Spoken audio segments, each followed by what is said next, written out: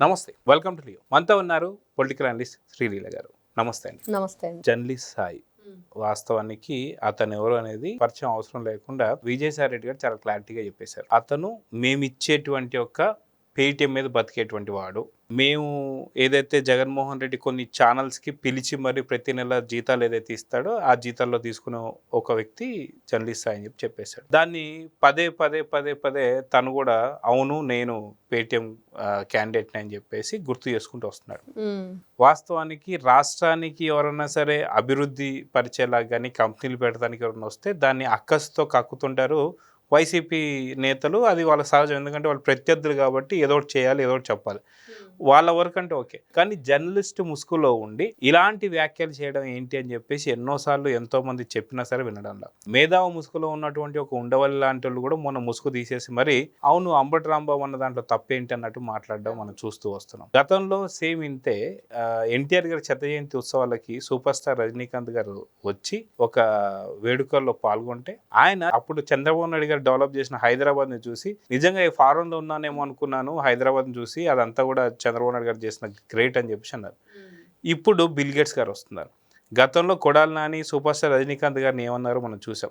ఒక్కసారి journalist Sai bill gates గారు వస్తుంటే ఇలాంటి మాటలు మాట్లాడడాన్ని ఎలా చూడాలి? ఒకసారి జర్నలిస్ట్ సాయి మాటల్లోనే ఒకసారి మనం విన్నాం ఆయన ఏమన్నాడు అనేది. అంటే మన ఆరోగ్యాలు తీసుకెళ్లి బిల్ గేట్స్ అనే రాక్షసుడి చేతిలో పెడుతున్నారు.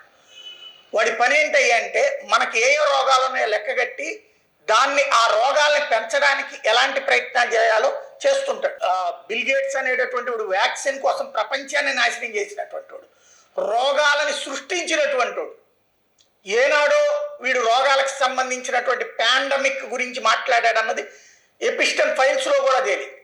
అయినా సరే వాడిని తీసుకొచ్చి నెత్తిన పెట్టుకుంటున్నాం. ఒకప్పుడు మైక్రోసాఫ్ట్ వ్యవస్థాపకుడు అంటే గొప్పగా మెచ్చుకున్నాం, కానీ ఇవాళ వాడు ఒక పెద్ద ఫ్రాడ్ గాడు, పెద్ద దొంగ వాడు. ప్రపంచం మొత్తంలో ఆరోగ్య రంగాన్ని అడ్డుపెట్టి పీల్చి పిప్పి చేస్తున్నటువంటి ఒక పెద్ద శాడిస్ట్ వాడు. వాడిని అనవసరంగా నెత్తిన పెట్టుకుంటారు. ఇది దేశానికి కూడా ద్రోహి వాడు, భారతదేశానికి కూడా ద్రోహి, అది గుర్తుపెట్టుకోవాలి. అయినా సరే ఆ ద్రోహిని ఎందుకు నెత్తిన పెట్టుకుంటున్నారో కూట ప్రభుత్వం ఆలోచించుకోవాలి. పాపం తను మాట్లాడుతుంటే ఆయాసపడుతూ కూడా ఆ తిట్టాల్సిన తిట్లన్నీ కూడా తిడుతూ వస్తున్నాడు. వాస్తవానికి ఆరోపణలు ఎవరిపైన వస్తాయి, ఖచ్చితంగా ఎంత మంచి చేసినా ఆరోపణలు వస్తాయి. ఆరోపణలు ఉన్నాయనే కానీ అమెరికా లాంటి దేశంలో ఉన్నప్పుడు తనపైన ఏదైనా సరే విచారణ సంస్థ విచారణ చేసిందా, లేదంటే దాన్ని ఏమైనా పసిగట్టిందా, ఎక్కడ ఇది ఏంది? ఆరోపణలు ఖచ్చితంగా వస్తాయి. ఆరోపణలు పట్టుకొని ఇప్పుడు జర్నలిస్ట్ సాయి ఇలాంటి మాటలు మాట్లాడుతున్నాడంటే ఎలా చూడాలంటారు? వీళ్ళందరికీ కూడా మనకి అమరావతి కానివ్వండి, ఆంధ్రప్రదేశ్ కానివ్వండి, అభివృద్ధి జరగటం ఇష్టం లేదు. ఇది వాస్తవం.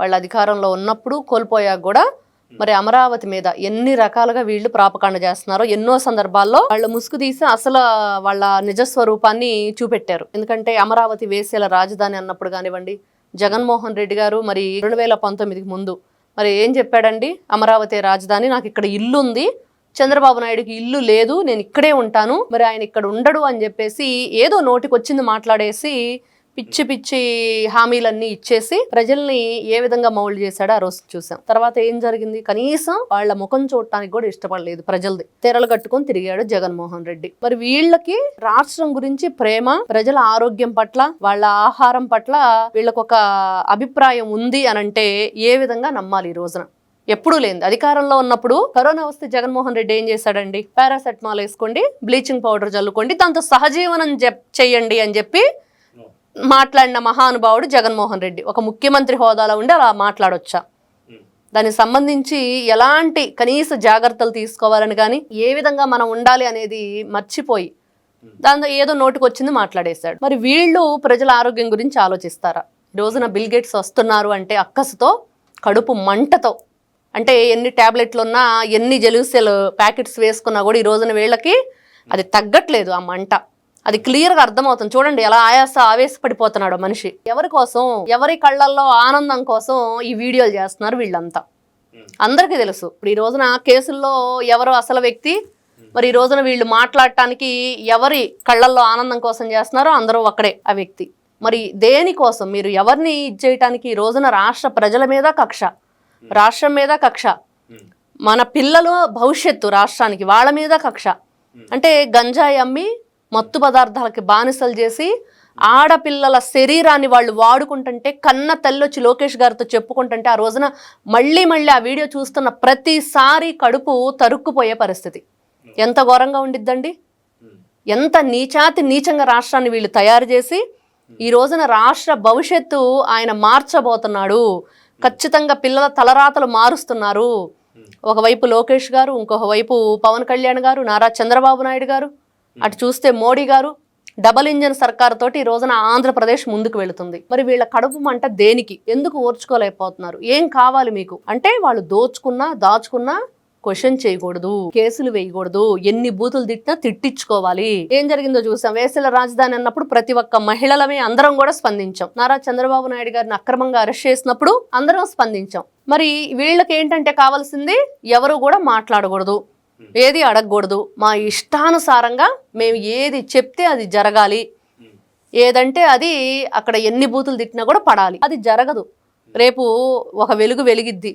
రైతు కూడా ఒక మంచి ఆలోచనతోటి తక్కువ ఖర్చుతోటి ఎక్కువ ఆదాయాన్ని ఎలా సృష్టించాలి, అదేవిధంగా ఈ ఏదైతే వాటర్ ప్రాజెక్టులు కానివ్వండి, ఈ హాస్పిటాలిటీ అంతా కూడా ఆ యొక్క రూపురేఖలే మారిపోతున్నాయి అనగానే ఒక భయం వీళ్ళల్లో పట్టుకొని ఈ పేటీఎం బ్యాచ్ అంతా కూడా వీడియోలు చేయండి, తిట్టండి. అసలు రజనీకాంత్ గారిని తిట్టారు అని అంటే ఆయన ఎప్పుడు కూడా ఎక్కడా కూడా ఎవరి గురించి ఒక్క మాట మాట్లాడింది లేదు. అంటే అక్కడ కొడాలి నాని కూడా మాట్లాడుతున్న మాటలు ఏంటంటే అక్కడ హీరో ఇక్కడ జీరో అని మాట్లాడుతున్నాడు. వాస్తవానికి సూపర్ స్టార్ రజనీకాంత్ గారు అసలు ఎవరికి కూడా చెడు చేయరు. అక్కడ ఉన్నటువంటి రాజకీయాల మీద కూడా అంత తొందరగా ఆయన రెస్పాండ్ అయ్యే వ్యక్తి కాదు. అటువంటిది అనవసరంగా అంటే రాష్ట్రానికి ఎవరైనా రావాలన్నా సరే అమ్మో అక్కడికి వెళ్తే రాజకీయ పరంగా మనల్ని ఏమైనా తిడతారేమో అనే భయంలో పెట్టాలని చెప్పి ఆలోచన. ఇది కూడా కుట్ర కింద చూడొచ్చు అంటారు. ఖచ్చితంగా ప్రతి ఒక్కరిని కూడా మానసికంగా వాళ్ళని ఒత్తిడికి గురి చేసి ఏ మాట మాట్లాడాలన్న రాష్ట్రం గురించి కానివ్వండి, నారా చంద్రబాబు నాయుడు గారి పరిపాలన, ఆయన విజనరీ ముందు చూపు, అవన్నీ ఏది కూడా ఆయన పొగడకూడదు. ఆయన చేసిన పనుల గురించి వీళ్ళు పదే మాట్లాడకూడదు. అలా మాట్లాడితే ఏమవుతుంది, ఈ రోజున మనం మాట్లాడితే కొంత దూరం వెళుతుంది. రజనీకాంత్ గారు మాట్లాడితే ప్రపంచవ్యాప్తంగా చూస్తారు. మరి అప్పుడు అట్లాంటి వ్యక్తిని తిట్టి రెండోసారి మాట్లాడకుండా చెయ్యాలి. ప్రపంచం అంతా వీళ్ళ గురించి వీళ్ళు విని వాళ్ళకి, అందరికి తెలిసిన వాళ్ళకి అందరికీ చెప్తున్నారు, తెలియని వాళ్ళకి. మరి అలా చెప్పటం వల్ల మనం చేసిన తప్పులు బయటపడుతున్నాయి, మన గుట్టు రట్టు అవుతుంది. కాబట్టి అది చేయకుండా బ్రేక్ వేయాలంటే బూతులని వీళ్ళు ఆయుధాలుగా వాడుకున్నారు. ఈ రోజున ఎక్కడండి కొడాలి నాని? ఎక్కడున్నాడు అంటే ఎవరికి తెలియదు. వెళ్ళి కలుగులో ఎలుకలాగా దాక్కున్నాడు. ఇంకా గజగజ వణికిపోతున్నాడనే చెప్పాలి. ఎప్పుడు అరెస్ట్ అవుతా మధ్య విన్నాం, చిప్పకూడు తినాలి, కింద పడుకోవాలని చెప్పి ప్రాక్టీస్ చేస్తున్నాడంట, అందరికీ చెప్తున్నాడంట ఏదో రోజు నేను అరెస్ట్ అవుతానని అని చెప్పేసి చాలా కథలుగా వినిపించిన తీరు. మరి వీళ్ళందరూ కూడా ఎప్పుడైనా సరే 100 గొడ్డులను తిన్న రాబందు ఒక గాలివానకి పడిపోయినట్లుగా ఏదైనా చెడు ఎక్కువ కాలం నిలబడదు, ఎప్పుడైనా సత్యమే జయిస్తుంది అనేది తెలుసుకోవాలి. వీళ్ళకి అవేవి తెలియవు. ఎందుకంటే వీళ్ళకి భయము భక్తి రెండూ లేవు. భగవంతుడినే ఏ విధంగా మోసం చేశారో చూసాం. మరి అట్లాంటి వ్యక్తులు ఎలా అయినా మాట్లాడటానికి ముందుకు వస్తారు. అందులో ఒకరు ఈ పేటీఎం సాయి. ఎందుకంటే విజయసాయి రెడ్డి స్వయంగా చెప్పాడు ఈ పేటీఎం కూలి. అప్పుడు అందరూ అన్నారు నువ్వే కదా తెచ్చిపెట్టావు ఆ పార్టీలని కూడా.